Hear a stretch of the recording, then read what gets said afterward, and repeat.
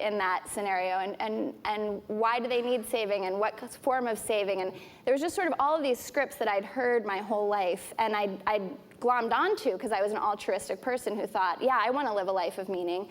And yet they were so problematic. And so I think as I left college, I became very disillusioned with a lot of what I'd heard, both about the world at large, but also about my role in it, sort of questioning, who am I to save anyone, and what is that all about? So it pushed me to think more deeply about rebelling against scripts, and that's on the intellectual level, but also rebelling emotionally. One of the things I feel like my parents really entrusted me with was this idea that you should trust your own outrage. And so there have been so many, all of like the most important moments in my life have been moments when I was outraged about something and it felt like everybody else is kind of going, oh, it's all right, it's not a big deal. And sort of being able to honor that anger, to me, is one of the most important muscles of a rebel, is using your own kind of emotional life, valuing it, and using it to sort of push you to do things in the world that feel truly important, as opposed to the script you're hearing of what's important.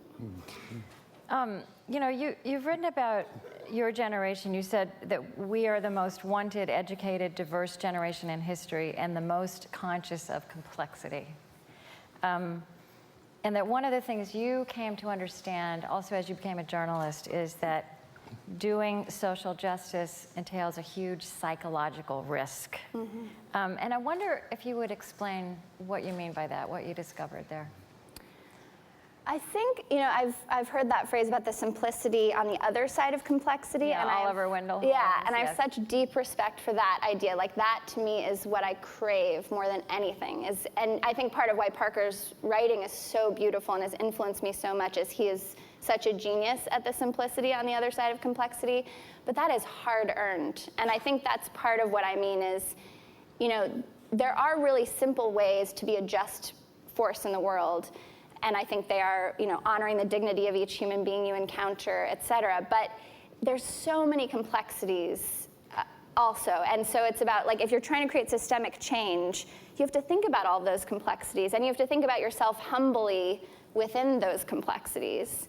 And that is exhausting. And in some ways, it's dangerous. Because when you really want to embrace complexity, it's very easy to feel like, well, then I should just stay home and mind my own business, because this is way too hard, and I'm gonna step in it, and I'm actually not gonna help people. And I've had moments in my life where I've felt that way, of just totally paralyzed.